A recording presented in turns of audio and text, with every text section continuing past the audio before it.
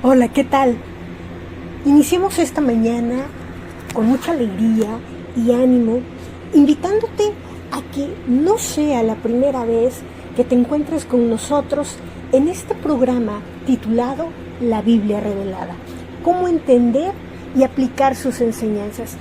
El día de hoy vamos a hacer un estudio y análisis de lo que es el Evangelio de San Mateo, pero lo haremos a partir del versículo 22 al 36, lo que en la Biblia, con la versión Nueva Traducción Viviente, que nos habla en un lenguaje muy actual y sencillo y que desde luego facilita mucho la comprensión. También nos estaremos apoyando de la versión Reina Valera para contrastar la forma en que se expresa Mateo en alguno de los versículos. Pues bien, iniciamos, pero no sin antes suplicar a Dios en oración que nos dé sabiduría y entendimiento. Padre Santo, te agradecemos este día, pero sobre todo la oportunidad que nos das de buscarte a través de tu palabra.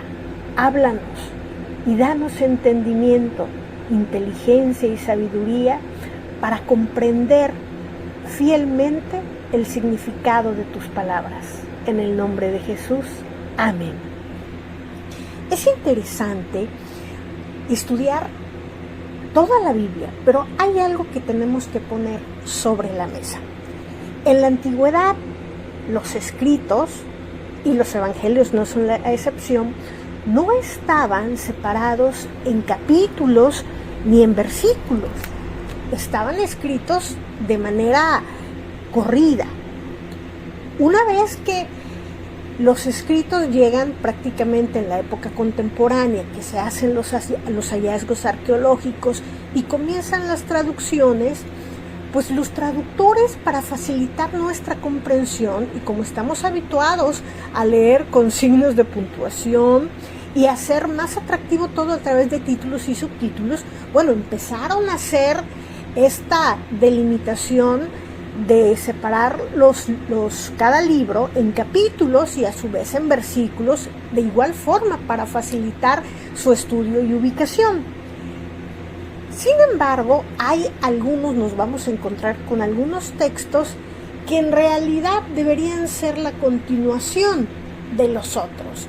Y aquí, cada uno de los libros, en el caso de los evangelios, nos marcan historias tan interesantes que si las abarcamos un capítulo en un solo programa, no podríamos alcanzar a revelar tanta riqueza de información.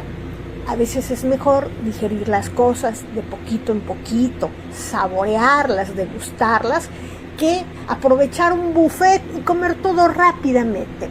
Así que iniciamos con el versículo 22, que es la continuación de lo que fue uno de los milagros pues más reveladores de Cristo: alimentar a 5,000 personas con tan solo unos poquitos pescaditos y unos panes que un niño ofreció.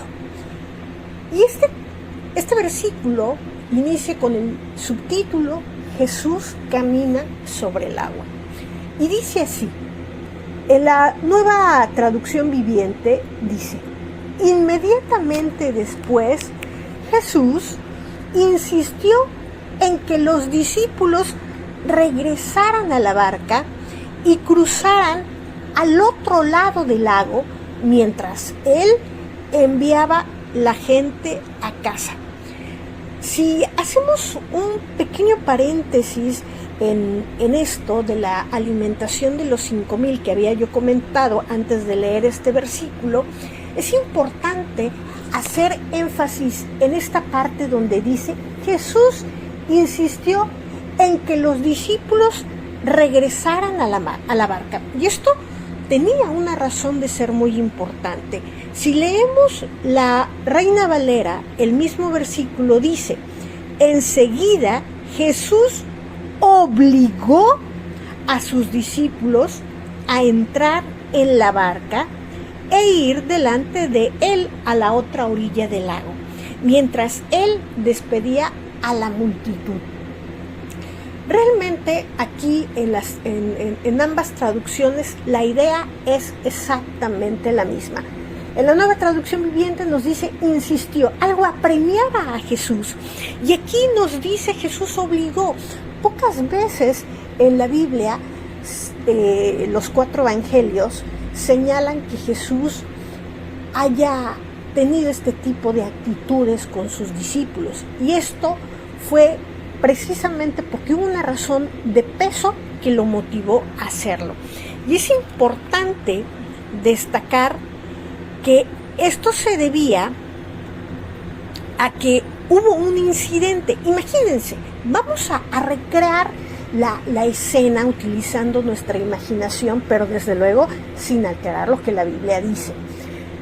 Ya estaba la gente, hombres, niños, mujeres, cansados, no había alimento, no podían mandarlos a su casa porque Jesús estaba preocupado y se preocupa siempre porque estemos no solo bien espiritualmente, sino que tengamos también todo lo necesario para tener un cuerpo saludable, tener una constitución física sana, ¿sí?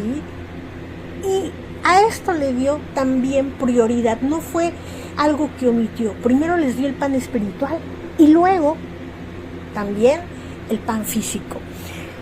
Y entonces, aquí, contentos, agradecidos, sorprendidos por este milagro, entra a colación, o mejor dicho, entra en juego uno de los discípulos que era Judas. Judas, a diferencia de los otros discípulos, no fue elegido por Jesús. Él fue directamente a Jesús y le dijo que quería ser su discípulo. Judas tuvo las mismas oportunidades que el resto de seguir a Jesús y ser transformado, pero cada quien es libre y por eso gozamos de libre albedrío. Cada quien es libre de decidir hacer de su vida lo que quiere. Y recordemos que también dentro de la cultura y la ideología de los tiempos de Cristo y antes de él se esperaba a un Mesías. Y esto es importante para explicar y entender bien este versículo 22 que sale a colación. Tenemos a un hombre que hace milagros, un hombre lleno de amor y de compasión. Los discípulos creían que era el Hijo de Dios, que era el Mesías, pero hay algo que no alcanzaban a comprender, que el reino de Cristo que vino a establecer no era un reino terrenal, sino era un reino espiritual. Pero ellos estaban tan hartos de esa opresión de los romanos, eso sin contar que también los líderes religiosos que tenían en aquella época les imponían cargas severas que ni ellos, los fariseos, querían llevar o eran capaces de llevar. Entonces Judas y los demás discípulos, dados obviamente por él, pues vieron la oportunidad de azuzar a la gente. Esto lo podemos ver como algo político. Y ahora ya justamente estamos en épocas de campaña donde las corcholatas ya se destaparon y ahora cada quien está haciendo equipo para estar con el ganador. Bueno, pues Judas vio en un ojo para lo que son las relaciones humanas y la política envidiable. Si Judas estuviera en esta época, creo que sería uno de los mejores consultores políticos que pudiera darse. Así que, estando en aquella época, dijo, este es el momento que estaba yo esperando para poder hacer de Cristo el rey. Y eso era precisamente, quería que la gente en ese momento lo designara el rey y agilizar todo para que Jesús fuera ya designado como el nuevo poder que salía de la clase oprimida, y que los iba a libertar. Y claro, Jesús, que leía los pensamientos, dijo, esto no debe de ser así, porque echaba por tierra, entorpecía todo el plan, ese proyecto de salvación. ¿Sí? Así que esta es, de hecho, la primera vez que Jesús se vio obligado a sus discípulos a hablarles en un tono un poco más fuerte, a obligarlos. Por eso este indicativo en ambas versiones que acabamos de leer, de que los insistió mucho, con una urgencia que destacaba ese apremio de que se fueran. ¿Por qué? Porque tenía que impedir ese deseo por parte de Judas y el mismo que compartía la gente de hacerlo rey en ese momento, ¿no? Entonces, como lo querían proclamar rey de Israel, tenía que acabar con eso. Y entonces, después, el versículo 23 nos dice, después de despedir a la gente, subió a las colinas para orar a solas. Mientras estaba allí solo, cayó la noche. Esta es una lección que Jesús nos deja para aquellos que se sienten tristes, que la vida no les ha jugado de manera correcta, les ha hecho una mala pasada, pero también para aquellos que sienten que por fin están recibiendo justicia. Después de haber sufrido tanto, ahora todo le está siendo devuelto. Están satisfechos, tienen un buen trabajo, una familia feliz, tienen la salud, gozan de las mieles del éxito, tanto en las buenas como en las malas. Jesús nos ha dejado uno de los primeros pasos para tener éxito en la vida presente y en la venidera: la oración. La comunión con Dios se da a través de la oración, de esa relación.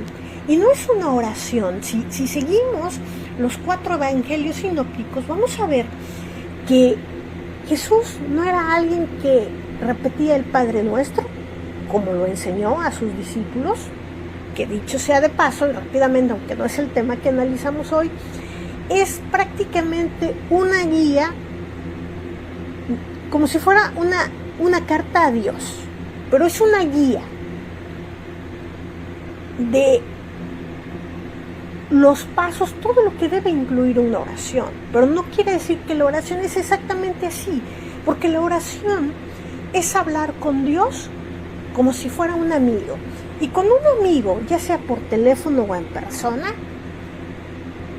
cuando venimos a ver, ya nos llevó bajita la mano 20, 30 minutos, porque hablar con los amigos es algo que se disfruta y no estamos volteando a ver el reloj, a ver cuánto llevamos. Incluso no le hemos contado ni todo lo que nos pasó en la semana, apenas vamos por lo que nos pasó ahorita en la mañana y ya llevamos 15, 20 minutos. Imagínense platicar con Dios ya al final del día, agradeciendo y diciendo todo lo que nos pasó. ¡Wow! Esa es una de las oraciones que Dios sabe, y no porque no sepa lo que le decimos. La Biblia dice que cuando nosotros apenas estamos abriendo la boca, Él ya sabe lo que nos sucedió, lo que le vamos a contar. Pero incluso ese acto de contarle a Él nos hace más bien a nosotros que a Él. Él le encanta saber que lo consideramos nuestro amigo, nuestro confidente.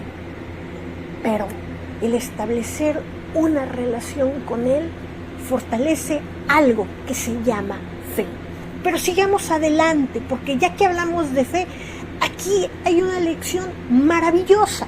Versículo 24 nos dice: mientras tanto, los discípulos se encontraban en problemas lejos de tierra firme, ya que se había levantado un fuerte viento y luchaban contra grandes olas. Vamos a ver ¿Qué nos dice el versículo 24, ahora en la versión Reina Valera?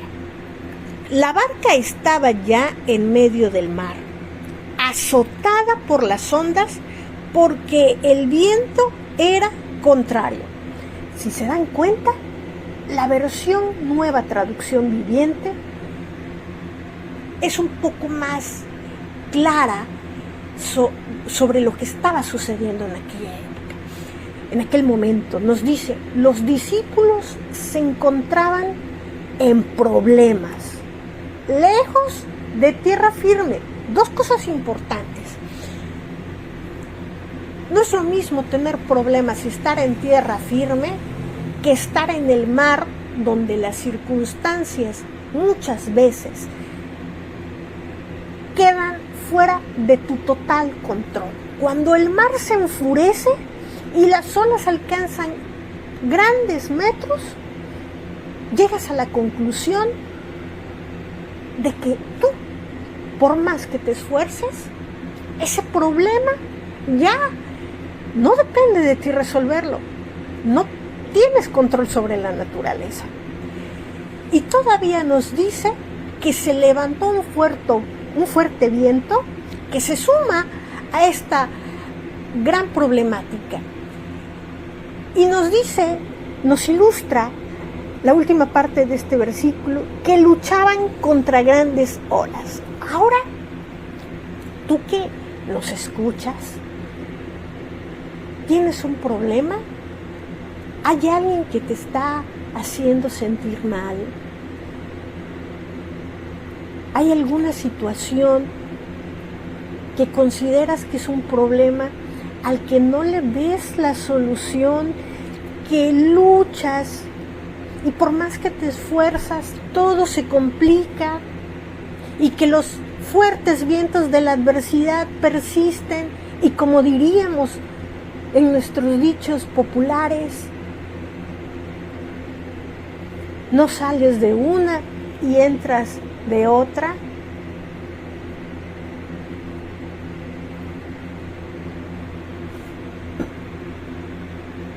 No te preocupes.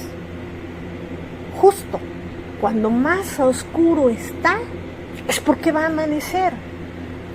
Y no lo digo por decir, en esta vida no hay ningún ser humano, de ninguna raza, ni de ninguna condición social, que no haya experimentado en su vida un problema. Y no un problemita cualquiera. Todos, a lo largo de nuestra vida, nos hemos encontrado, nos encontraremos en una situación que pensamos que es imposible de remediar, que se nos acaba el mundo. Y así se sentían los discípulos. Y dice el versículo 25, a eso de las 3 de la madrugada, Jesús se acercó a ellos caminando sobre el agua. La versión Reina Valera le llama la cuarta vela de la noche o de la madrugada.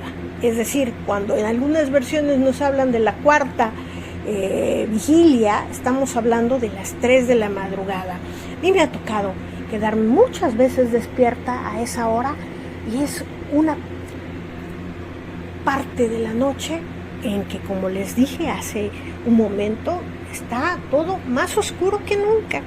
Así que justo en ese momento, en esa hora de la madrugada, Jesús fue a ellos caminando sobre el agua. Pero imaginémonos, hay fuertes vientos, escuchamos ese ruido que a veces nos asusta. Decimos, es un aullar del viento, porque es tan fuerte.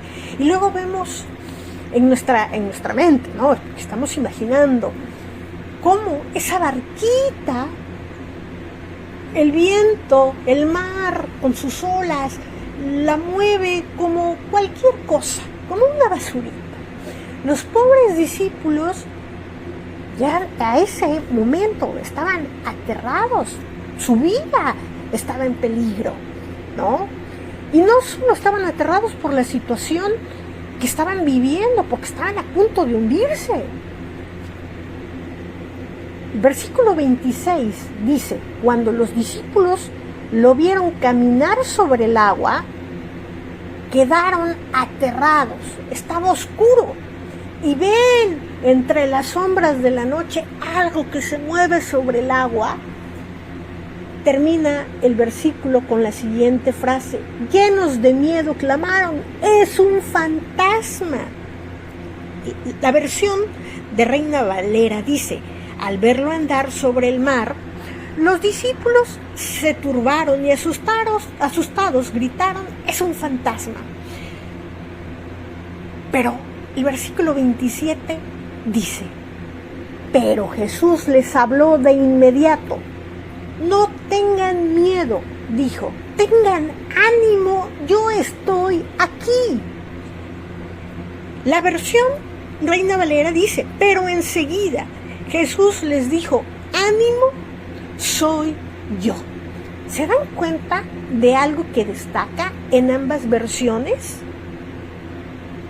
La palabra de inmediato, les habló de inmediato. Jesús no dejó que se siguieran asustando y creando historias en la mente, porque en aquella época, como también actualmente, había leyendas, mitos sobre fantasmas. Y muy seguramente ellos como marineros conocían muchas y a lo mejor dijeron, ahora nos tocó a nosotros que se cumplan estas tantas historias de las cuales nos han hablado nuestros antepasados. Pero justo en ese momento, dice la Biblia, enseguida, de inmediato, les dijo, no tengan miedo. Y agregó, tengan ánimo, yo estoy aquí. Y esta es una promesa. ¿Se dan cuenta de algo? ¿Lo alcanzan a comprender? Los discípulos estaban en un problema mayúsculo. Su vida corría peligro porque podían morir ahogados. Jesús está al control de todo. Él sabía la situación en que se encontraban sus discípulos y por eso actuó de inmediato, con rapidez. Pero también nos está diciendo la Biblia que había una emoción que estaba predominando. Y el miedo es una emoción que está hecha, o más bien que cuando fuimos creados, cumple un objetivo, nos permite mantenernos con vida ante ciertas circunstancias. Y hay tres cosas que pueden suceder cuando nosotros enfrentamos una situación de miedo. La primera es luchar ante lo que nos provoca miedo. La segunda es salir corriendo. Y la tercera es quedarnos paralizados. Sin embargo, ya los discípulos habían luchado con todas sus fuerzas y no les quedaba ya forma alguna de seguir luchando porque su lucha era infructuosa. Salir corriendo, ¿a dónde? Estaban en el mar, no en tierra firme, no había modo. Paralizados de miedo, desde luego, sobre todo al ver a un fantasma. Pero Jesús en esas circunstancias les dice, tengan ánimo. Quizá en ese problema tan grande que tienes en este momento, dices, es que yo no le veo la salida, ¿cómo puedo tener ánimo? Sí puedes tener ánimo, porque dice Cristo, yo estoy aquí, y Él dejó una promesa, yo estoy con ustedes todos los días hasta el fin del mundo. Y no estamos solos. Justo cuando Él ascendió, prometió que el Espíritu Santo estaría como consolador, estaría con nosotros. Y esa promesa se mantiene, porque Dios no es como es más, Dios no es un hombre para faltar a su promesa y decir, mire, ya cambié de opinión. No, gracias Dios, porque no eres como nosotros. Dios es un Dios de amor y un Dios que cumple su palabra y que tiene una paciencia infinita. Así que Jesús les dijo: ¡hey! ¡Anímense! ¡Yo estoy aquí! ¡Ah! Pero aquí viene una figura importante, el primero en todo, Pedro. Versículo 28, entonces Pedro lo llamó: Señor, si realmente eres tú. Pedro en algunos momentos era muy acertado, pero en este momento demostró cierta desconfianza. Si eres tú, ordena que vaya hacia ti caminando sobre el agua. Y esto es importante. Aquí Mateo es el único que registra este difícil y casi fatal episodio de Pedro en esta ocasión. Como líder, Pedro era muy impulsivo.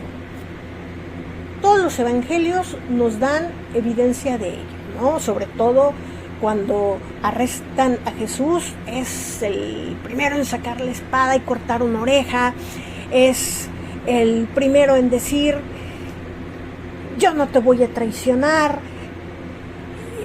y no lo hacía con mala intención, pero era más rápido en responder que en analizar y meditar lo que estaba diciendo. Entonces era muy impulsivo, y esta característica, como en otras ocasiones, lo llevaron a tener demasiada confianza en sí mismo y actuar con muy poco juicio. Cuando dice: si eres tú, aquí hay algo muy, muy interesante, que la forma griega de esta frase también se puede traducir como: puesto que eres tú. Y aquí Pedro no tenía duda de quién era el que les había parecido un fantasma. De otro modo, nunca se había atrevido a salir de la barca para intentar caminar sobre olas encrespadas por el viento. Así que Pedro estaba dispuesto a hacer lo que Jesús le indicara, pero no quería actuar mientras no tuviera la seguridad de que Jesús aprobara su proceder. Entonces, por un lado, haciendo una breve radiografía de Pedro, tenemos a una persona en camino a ser transformada esa impulsividad en alguien que tiempo después iba a ser una persona juiciosa, una persona paciente, sin actuar primero y luego pensar en lo que estaba haciendo. Pero en ese momento lo llama y Jesús le responde: sí, ven, dijo Jesús. Entonces Pedro se bajó por el costado de la barca y caminó sobre el agua hacia Jesús. Versículo 30. Pero cuando vio el fuerte viento y las olas, se aterrorizó y comenzó a hundirse. Sálvame, Señor, gritó. La Reina Valera lo dice de esta manera: pero cuando Pedro vio el viento fuerte, tuvo miedo y empezó a hundirse. Entonces gritó: Señor, sálvame. Hay pocas diferencias entre ambas versiones. Las dos hacen énfasis y dejan muy clara la idea de que Pedro se aterrorizó y pidió ayuda. ¿Pero por qué se aterrorizó si todo marchaba de acuerdo al plan? Porque precisamente el versículo 30 inicia diciendo que él vio el fuerte viento y las olas. Cuando él vio el fuerte viento y las olas, se aterrorizó y comenzó a hundirse. Fíjense bien cómo encaja todo esto y es aplicable a nuestros días. Nosotros podemos decir: pues yo voy a la iglesia, yo creo en Dios, y fíjense que no estoy hablando de religiones. La Biblia es una, Dios es uno. Así que no estamos tocando temas de religión. Estamos hablando prácticamente de fe y de una comprensión de lo que este capítulo 14, a partir del versículo 22, nos quiere enseñar. Nosotros podemos llevar una vida normal, una vida que podríamos calificar una buena vida como cristianos, como creyentes. Decimos, pues yo tengo fe, yo tengo una buena relación con Dios, hago lo que me pide, hago lo correcto, guardo los mandamientos, prácticamente estoy bien, ¿no? Y en esos momentos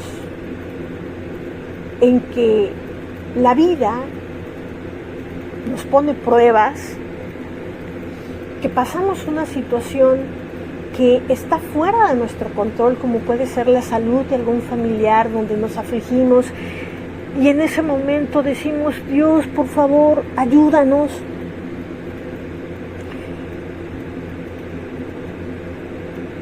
Sientes que el problema es más grande que tú. Y entonces, si lo analizas bien, dices, ah, caray, pero ¿a dónde? Si yo creo mucho en Dios, ¿por qué me estoy sintiendo así? Sí me doy a entender. Es decir, nos pasa muchas veces como a Pedro.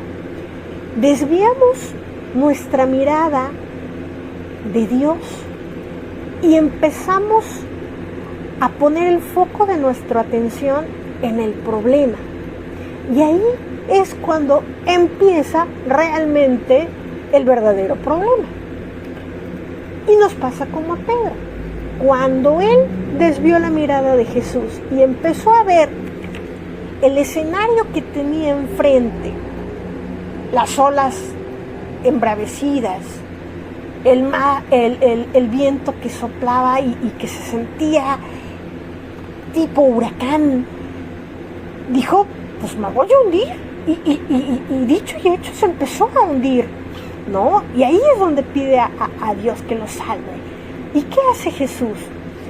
Versículo 31 nos dice, de inmediato, otra vez hace énfasis en que Jesús no espera y te dice, ahora porque dudaste te voy a dejar unos minutos para que aprendas la lección. No. Dice que de inmediato Jesús extendió la mano y lo agarró. ¿Tienes tan poca fe?, le dijo Jesús. ¿Por qué dudaste de mí? No hay mucha diferencia en la versión Reina Valera, pero lo que podemos detallar es que ese por qué dudaste no fue, ¡ay, por qué dudaste, Pedro! No fue un reproche, fue una expresión pronunciada con amor.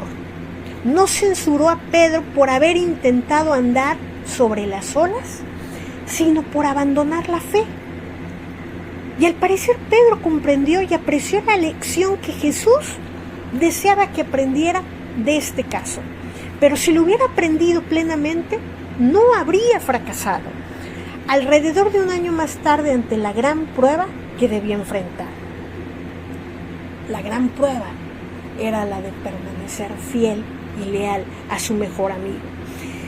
Dudaste. Viene del griego distazo, vacilar, dudar. Una persona que vacila cuando está en duda acerca de cuál de dos caminos debe elegir. Así que recordemos Mateo 6:24 cuando dice, ninguno puede servir a dos señores, ni tampoco puede sentirse cómodo en sus intentos de hacerlo. Pedro dudó, pero la enseñanza que debemos tomar es, en esos momentos de circunstancias difíciles que todos hemos pasado o vamos a pasar en cualquier momento, pongamos la mirada en Dios, en que Él es un Dios que todo lo puede, que nos ama profundamente a tal grado que desde antes de la creación del mundo diseñó un plan de salvación y lo cumplió. Y da una promesa de que todo lo que pidamos en su nombre, y si lo pedimos con fe, nos los dará. Pero tenemos que voltearlo a ver a Él y creer y no permitir que ese problema sea más grande en nuestra mente de lo que es. Y sí, puede ser muy, muy grande. Y no les estoy hablando desde una postura de que estoy en un lecho de rosas. Les estoy hablando desde una situación también llena de problemas, de situaciones en que también clamo y digo, Señor, ¿hasta cuándo? Ayúdame.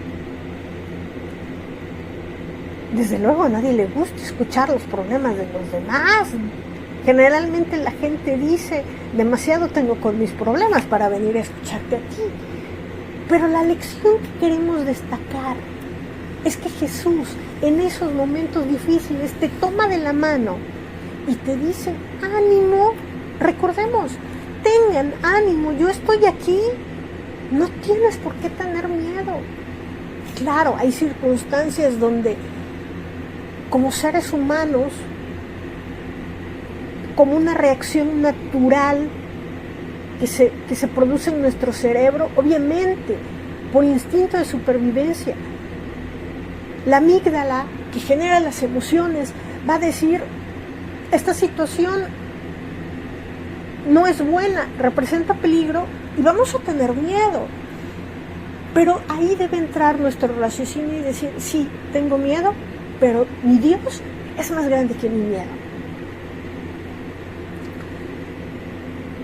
Los versículos siguientes, que son el 32, dicen, cuando subieron de nuevo a la barca, es decir, Jesús y Pedro, el viento se detuvo. ¿Se dan cuenta cómo cuando Dios está presente, todo tiene solución? Y el viento se detuvo. Y el versículo 33 nos dice, entonces los discípulos lo adoraron. ¿De verdad eres el Hijo de Dios?, exclamaron. ¿Se dan cuenta? Aquí hay otra lección importante en el versículo 33. En medio de las dificultades, adorar a Dios. Cuando Dios resuelve esas dificultades, adoremos a Dios. Y cuando las dificultades se están presentando, también adoremos a Dios, porque Dios merece la adoración en todo tiempo. El versículo 35 hasta el 36 dice, después de cruzar el lago, arribaron a Genesaret.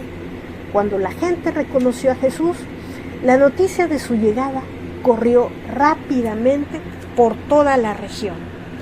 Y pronto la gente llevó a todos los enfermos para que fueran sanados.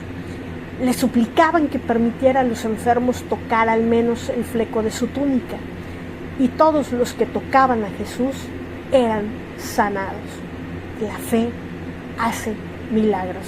¿Necesitas algún milagro para tu vida? Recuerda, no tengas miedo, tengan ánimo. Jesús está aquí. No te abandona, no te deja. Cree y todo te será posible.